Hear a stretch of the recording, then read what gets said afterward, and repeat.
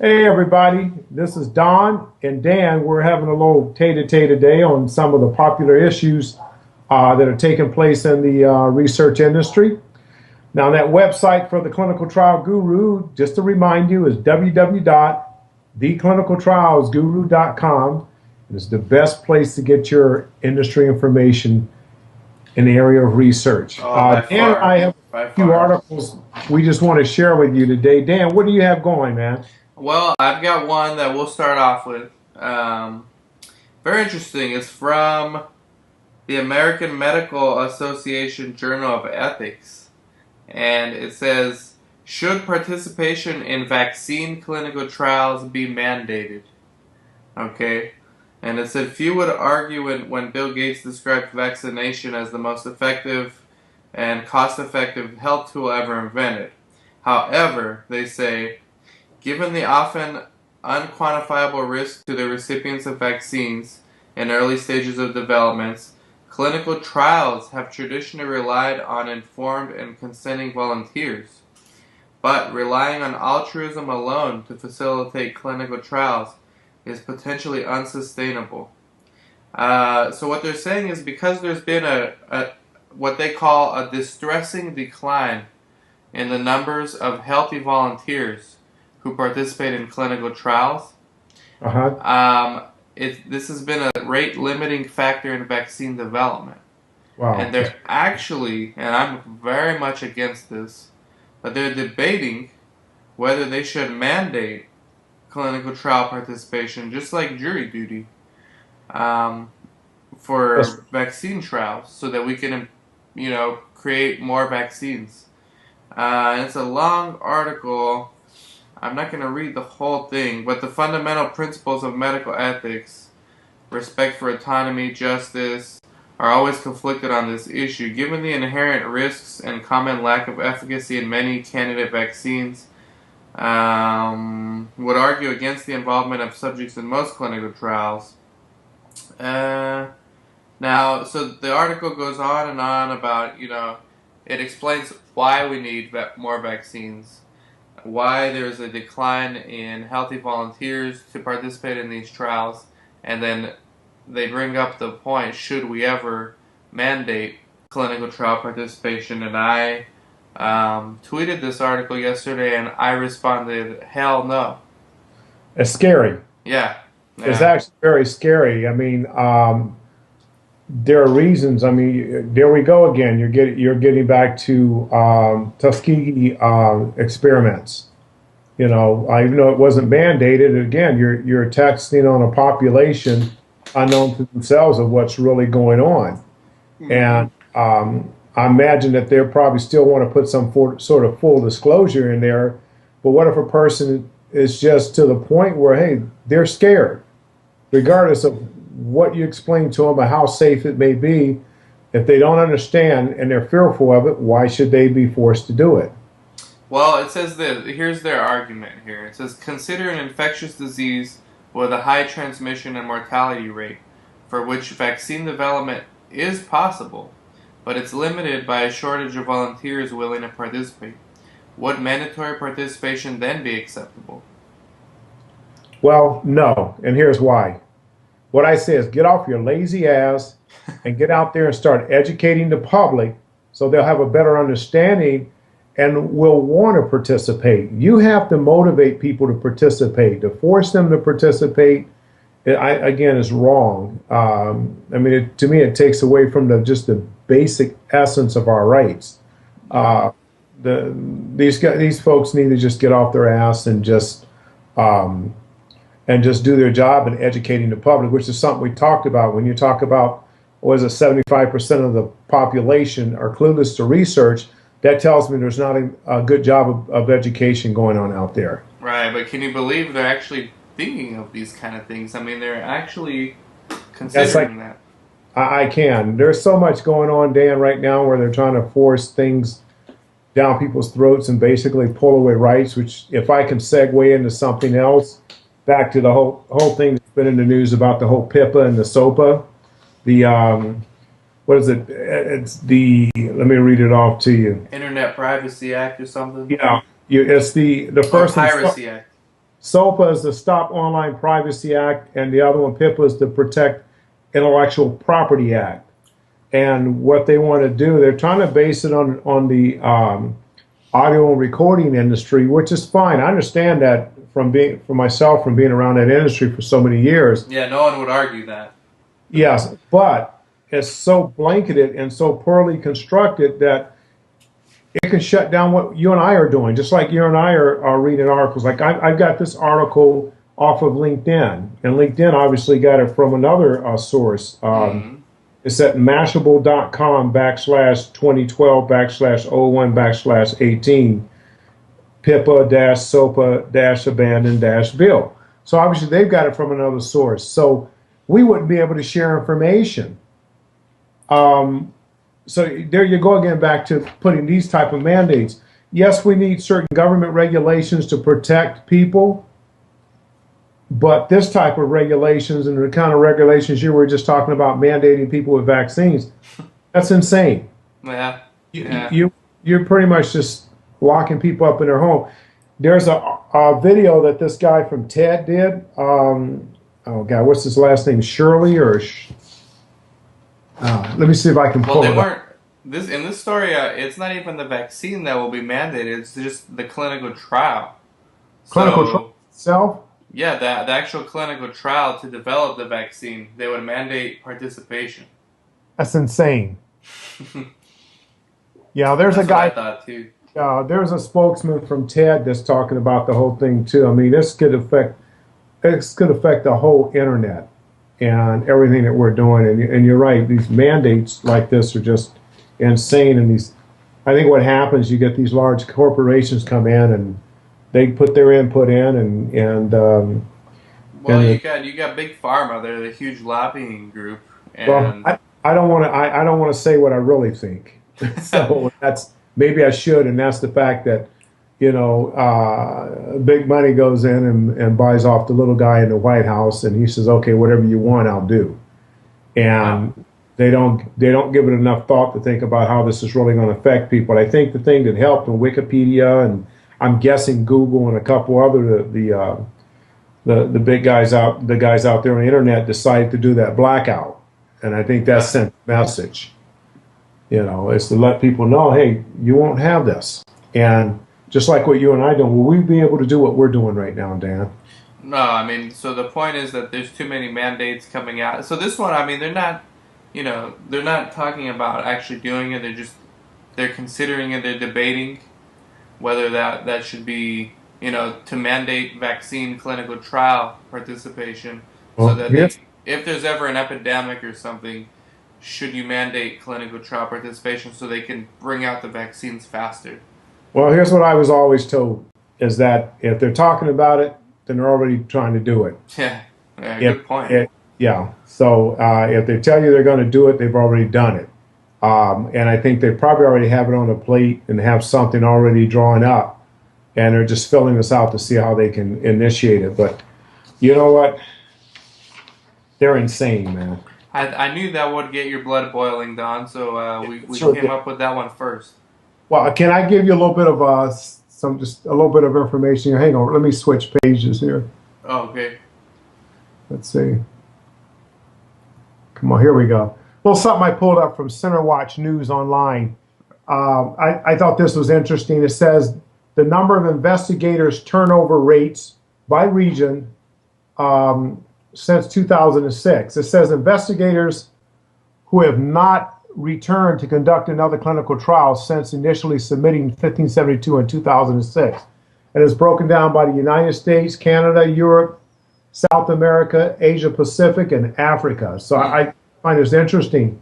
In the United States, the number of investigators who have not returned since initially completing 1572 in 2006 is 35%. From Canada is 41.2%, and Europe is 55.1%. That's a big number. South America is 52.9%. Asia Pacific is 2.9%, and then Africa 47%. Interesting. What I'd like to know is why is it so high in Europe And why is it so low in the United States? So basically, the gist of the article is that they're trying to see how many PIs continue doing a second trial after they've done their first trial, Correct. and the numbers are decreasing. Well, it looks like I don't know if they're not showing it comparing the numbers to anything else other than different regions and showing you how many in each regions that have not returned. Europe has the greater number of PIs that have not returned to do studies after Okay. that first study. We in the United States have the smallest amount of PIs that have not returned. How many is that? What percent? 35%. 35. That's pretty big. They don't give me an actual number in individuals, like, there's 1,000 PIs and only 35% of 1,000 return, but they're just given, So basically, out of every 10 PIs who do a brand new clinical trial, 7 of them will do another one, 3 of them won't. pretty much. Yeah. And in Europe, it's out of every 10, 5.5%, almost 6% don't return. Wow. Yeah, and it lends the question of why. Yeah. What would make Europe different? I mean, Europe's supposed to be just like the U.S. as far as clinical trials are concerned, especially from the people we've interviewed. I mean, we've interviewed several from Europe. We follow a lot of the rules there, the Helsinki laws. Yeah, yeah. You know. Everything they have their own like EEU Mhm. guidelines, which is very similar to GCP, and the two go hand in hand. So it's very interesting. And then in Yeah. India, what is that number in India? Did it show you? In India, it's I was just looking at Africa. You know what? It doesn't give me India. I bet Canada, in India, out of every 10 who do a trial, they will all do another trial. they're showing Asia Pacific, but I don't think that part of Asia would include India, would it? I think it will. So what was that? What was that percentage? 52.9%, almost Mm. 53%. So you're still above 50%. Mm-hmm. And it's the same, just about the same number for South America. Africa is 47%, 47% will continue to do a second study. or do not Oh, do return. not. 47% will not return. Yeah, so you're almost at that 50% Okay. mark. Yeah. And Canada has a low number, the same as the U.S. Canada is 41.2%. Interesting. Well, it's always, that is interesting stats there. I mean, it always, you always wonder, when some of these PIs, and we've interviewed a few, not for the show, but just talking to them, it seems like they have their unrealistic expectations about what clinical trials Right, are. And they right. don't realize how difficult it is to do it. Hmm. I mean, we've talked about this on the blog before, so I guess that's just the quantified outcome that you see here. I think, Dan, you're probably right. Now, Don, when we're finished with this, send me all those links so that I can link them on the blog. Not a problem. Okay, I got one here. It's it's health related. It's not really related to clinical trials, but it's health related, and it's healthcare communications. Let's make health living go viral. So basically, there's been like an explosion of games for the phones. I don't know if you play them, Don. No. Uh, Yeah. Many people do. I play my Xbox, so I don't really use my iPhone for games. But a lot of drug companies and a lot of they're partnering with these game makers to make these little mini health games for your iPhones or for your mobile phones or for Facebook. I know there's one recently where a pharmaceutical company was working. I think it was Boehringer. Uh-huh. They're working on a game. It's very similar to Farmville, but Okay. it's called Serum or something, where they try to get you to understand how difficult it is to create a drug that's successful. Just like Farmville tries to kind of get you to understand, that farming has a lot of stuff. There's a lot of behind the scenes stuff. So they're saying that these games can actually, if done right, help people actually live healthier. Because there's some games where they kind of encourage you to input what you've been eating and how much exercise you've been doing. So you get points based on what you input into the phone. And a Okay. major gaming site like Zynga, if they ever partner with like a nonprofit like the American Cancer Society to create a disease awareness game or a virtual breast cancer walk, I mean, do you think gamification could help health go viral? I That's the think it question. could. Yeah, I personally think it could. And I think that's almost answering the question to what we were talking about earlier about pharma educating the population. Here's a good way to do it. Here Hmm. you're educating people on their health. So you could take the same stuff for research, and I think you can go viral with that because since more people on the internet, you got a huge group of people on Facebook, Twitter, and YouTube, and everything else. If you can draw their attention to just like in this case, health concerns, and have them figure out things for themselves, because a lot of times, even myself, you don't want people knowing your personal business all the time, and it's hard to go in and tell somebody, hey, this is what's going on with me, what do I need to do? You might be comfortable with a doctor, but what about going to see a nutritionist or going to see um, some personal trainer at a gym? A lot of people aren't comfortable with those things, but they're more comfortable if I can go online and input this information and I get feedback, and I can trust that feedback that, hey, this is what's going on with me, Hmm. and what are the solutions for me? I think it's a positive. Do you think games can actually help increase awareness and public I definitely awareness? do, because I think the games are a subtle way of teaching you about yourself and about your environment, about things that are going on. So here's the complete opposite of the first article, which was, let's mandate clinical trial participation. In this story, you've got games, which is actually helping you raise awareness. So it's the opposite of mandating. You know, Hmm. if we do enough of this, we won't hopefully need to make mandates. Like the Right. first article, do you think a game for clinical trial awareness would ever work? I think so. If they can figure out how to do it, I think it will. And take somebody through the process of what's involved. But you're right, make it a game so it's a little more passive in this approach. Again, as I always say, that in clinical research, we're too busy wanting to take that white lab coat approach, and it's a very sterile approach, and it scares people. You Yeah. know, I mean,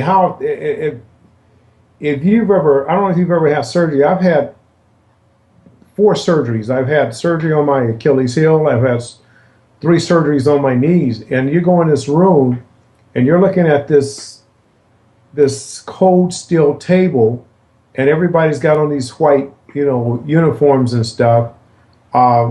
It's uncomfortable. It's not a warm feeling. It's a very cold feeling, and I think that you have to move away from that. Obviously in that setting you're expecting those things, but you have it. For me, it creates a bit of an anxiety, even though I'm expecting. I know what's going on. My physician has done a great job in educating me on exactly what the surgery is going to entail and what it's going to look like. It's still a lot of anxiety come up when you're in that kind of environment. So when somebody's approaching you with that white lab coat approach, it makes you back up. But you're right. I think if you can take this kind of a passive approach in educating people, I think you'll pull a lot of people to your side of the fence. Yeah, I think it's very interesting what games could do, and as these, mobile devices just keep increasing, and it's, you can give them like a free game to play. I mean, I know it's going to be difficult to compete with other games like Angry Birds and things like that, but you never know. I mean, if your health game does well enough, you may be making an impact in the overall public awareness of health, and ultimately maybe a healthier lifestyle. I think these these big groups, these corporations can learn a lot from Sesame Street Hmm. Just as far as teaching people. through games. If you're Uh, familiar with Sesame Street, they taught children through games. okay, so same approach here in pharma. Yeah, Yeah, I mean, maybe we should go in on a clinical trial game, Don. there you go. Maybe That there's could be something else next. on a creating, Dan, and a moneymaker. I'm gonna What write this down right now. what else you have going, Dan? Well, do you have another article, Don? I could pull one up here Yeah, if you give me a I second. I've got one. It's I found it to be interesting. I got it from the Clinica Space, and there's an article on Bristol Myers Squibb's company hepatitis C pill clear virus without injection. Mm. Basically, I'm not going to read the whole article. It gets into they believe that they found an injection or medicine that actually injected will help clear up this hepatitis.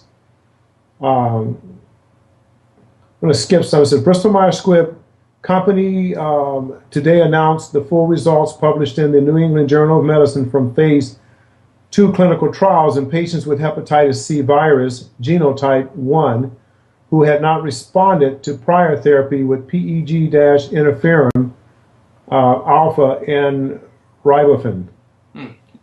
And it says the study demonstrated that in the primary endpoint of the achievement of a sustained virologic response 12 weeks post-treatment is possible with a direct acting antiviral only combination containing, what is it, daclofenac, and there was another medication here, and you can read all that stuff.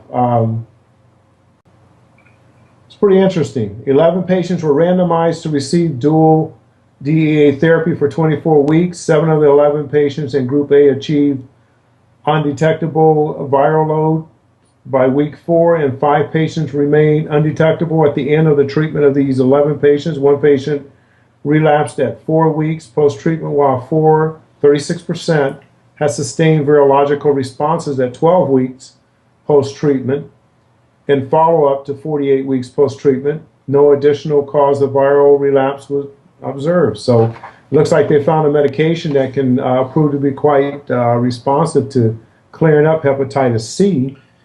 Yeah, So I think I saw that article earlier today too. I think that's great news because I do know subjects out there, and quite a few that I've dealt with that have Hep C, and they'll be happy to hear that. Oh yeah. And I'm just guessing, this is my input, is that maybe at some point in time, if this medication hits the market, it might clear it up enough for some of these people to participate in clinical studies like they would want to. Yeah, then hopefully increase the trial participation. Absolutely. I got one. It's from the Wall Street Journal. J&J, Johnson & Johnson to pay $158 million to settle Texas lawsuit over Risperdal. Wow. So, latest setback in the long-running litigation over Risperdal marketing. J&J alleged to have promoted antipsychotic for off-label use, misrepresented safety and efficacy. Resolution of federal probe is pending. So Johnson & Johnson agreed to pay $158 million to settle a Texas lawsuit, and that was, I guess, today. So that's kind of top headlines there. Just goes to show you that, you know, these drug companies, when they make these drugs, even a blockbuster like Risperdal, you know, they have so many clinical trials and so much investment that they put into it that it could be very tempting for them to try to market it overly aggressive, and this is kind of what happens. Yeah, here's another interesting article. I just clicked over to, I got it from Medical News Today. Research misconduct revealed in UK. And the gist of it says BMJ survey reveals that over 1 in 10, or 13% of UK-based scientists or doctors have witnessed that colleagues intentionally change or fabricate data during their research in order to get published. While 6% of the respondents reported they are aware of possible research misconduct at their institutions that has not been accurately investigated. The survey has already attracted more than 2,700 responses in one day. Wow. This And doesn't surprise me.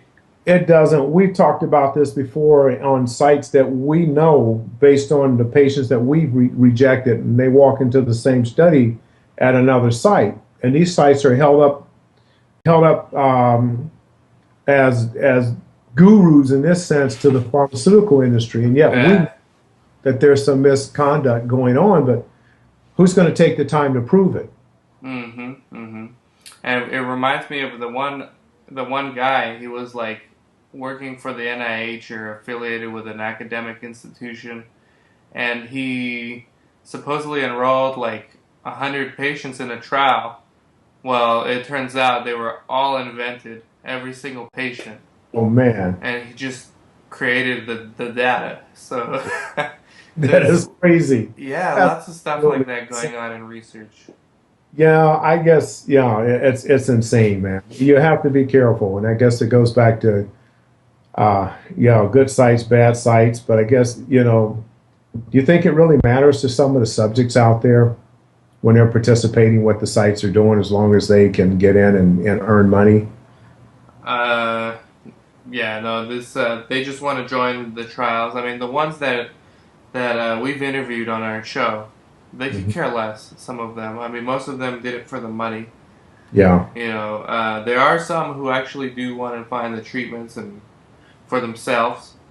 But yeah, there's like it seems to be like a tremendous opportunity for fraudulent activities, and it's something that we've got to keep an eye on. yeah. What else do you have, Dan? I had one here earlier. I'm trying to pull it up. Okay, it was a good one on clinical trials, actually.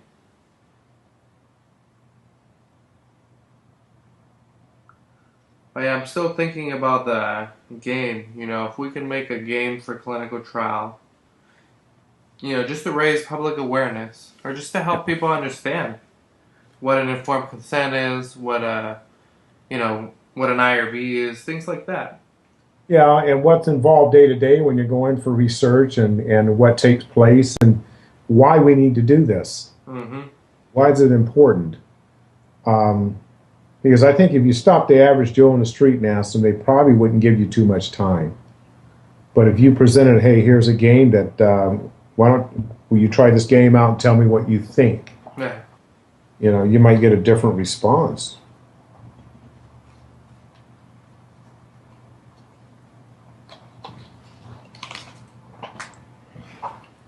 Well, Here's one. This is not the one I wanted to find, but this is another one. Three companies compete for diabetes market share using recipes.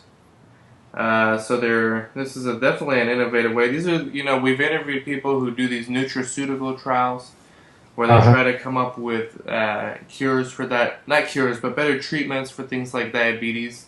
But instead of using drugs, they use like special diets. uh-huh. So why the hell, then I'm quoting, why the hell would anyone want a recipe from a drug company? During a conversation we were having about a celebrity chef, Paula Dean, and her new relationship with Novo Nordisk. So basically, from reading the comments made by other people with diabetes on influential blogs such as Diabetes Mind, this person says, I get the impression that most do not think Paula Dean was a smart choice as a pharma-paid diabetes treatment spokesperson. Of course, most of these people may come from the Northeast and LA region of the country, according to Novo Nordisk, so it's not representative of the majority. And so basically, and I don't know, do you know who Paula Dean is? Well, I sure do. Oh, okay. So I guess she teamed up with Novo Nordisk. Yeah, she's a chef. She has a cooking show. As a Oh, yeah, I think I saw her on Good matter of Morning fact, America. she's has a nice shop. Joan and I, we had a chance to visit her shop, and we were staying down in Savannah, Georgia, a couple years back. And yeah, she's a lovely lady. I like watching her because she's always having a great time at what she's doing. So what do you think about drug companies teaming up with, I guess, celebrities or chefs? I mean, I guess she's gonna try to do like recipes now for people with diabetes. I It's think, She's yeah. getting a lot of criticism for it too, or at least Novo Nordisk is. So Well, I think because I think I read it recently too. I saw on the internet news something about that too. I didn't really get into it, and I guess she has diabetes, and obviously that's why she's a spokesperson. I don't know. I don't know whether she's a good one or not. I guess time will tell. It depends on yeah, I you guess know. the whole point is like The emphasis that the drug companies are placing on diet rather than efficacy indicates that without diet, these drugs simply would not work very well or equally well. So it's kind of like, this I don't know. diabetes thing is, people have been trying to find better treatments, and this is just another attempt at that, but using diets and special recipes. What I think, from what I know, diet's always been a part of it. Your diet can make a big difference even when you're taking the medication. Because I know people personally close to me that have diabetes, and diet is always an issue. And if you're not watching your diet, and I know some people have been able to come off of medication by losing weight and controlling what they eat. So Mm-hmm. for me, I don't see the problem in that. If that's the direction they're going, obviously everything comes down to a dollar value. I don't think it's will the pharmaceutical companies step up? And this is a company, a corporation. It's into making money. That's what all businesses are. So Right. are they motivated to get you off of medication? Because if so, how does that impact them? Well, it says, getting back to the original question about drug company recipes, Novo Nordisk's deal with Dean propels the company into crowded territory. At least two or three other major pharmaceutical companies tout these diabetes-friendly recipes, including Merck and Bristol Myers Squibb slash AstraZeneca, uh, with Novo as making the third. Those were the top three Google search results on diabetes certified recipe. Um, so instead of trying to, well, maybe in addition to creating drugs for diabetes, they're also coming out with recipes. Do you think that's their place to these drug companies, or is it just basically however you can make money? Well, and all the other thing too, I think about too, and just even the statement I just made is, are they trying to show that they can be responsible as well? I don't know. It's hard to know what the motivation is. Yeah, and it's funny because everyone criticizes pharma on treating symptoms instead of the problem. And here's an example where they're actually trying to go for the root problem, Exactly. right? And they're So, still getting criticized for it. So it's like pharma is so hated by everyone that they really uh, can't do anything right. Can't make any PR moves. I think this is good. I think everyone criticizes pharma, for treating symptoms rather than treating the actual disease. And here's a case where they're going at the diet, hmm and they're still getting criticized for it. So I don't know. It's a tough one. yeah. Well, can I close with something? Sure, Don.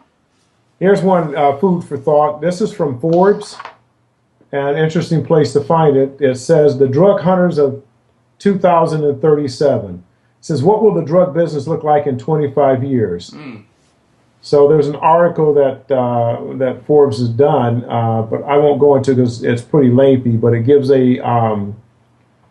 a sort of a science fiction approach to what may take place, and they developed this character. It says in a recent article in the Journal of Computer-Aided Molecular Design, chemist Mark A. Merkel and W.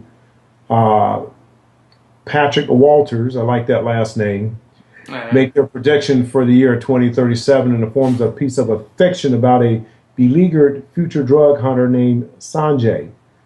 As he gets into a drunken New Year's Eve discussion with a nerdy rival, it's informative and a blast to read to the researchers at Pfizer and Merck and Eli Lilly. This world can induce a pretty terrible case of future shock. And I guess one of the things I was reading in here, just short read, is that this guy Sanjay was worried about sort of being set aside because he hadn't come up with anything new, and it was about them creating a drug just to be able to, what I'm getting, get some attention from the pharmaceutical. But there's more to it than that. I suggest you read it and see what you think. But it is good food for thought. Yeah, definitely send me these links so that I can I will. post them up on the blog. So by the year 20, I can't even make predictions for 2012. Like I said, in 2037, I hope to be standing on top of a mountain yodeling in Switzerland. There you go. You could give us an example of that here if you want. You're the lady who. You got away with one there, Don. I sure did. Very good, man. Well, this is News Roundtable number 2. Without any guests today, just myself and Don, and we'll do some more of these. These are pretty good. I learn a lot from these. This is real good information. We hope that we were able to give you something for your brain to think about if you didn't already know this information. And I got another idea to create a game for clinical trial to raise awareness. Absolutely, I think that is an excellent idea, Dan. So any drug companies out there that want to partner on a clinical trial game, let us know, and we'll make it happen. Absolutely. All right, this is Dan and Don signing off from theclinicaltrialsguru.com. Take care. Goodbye.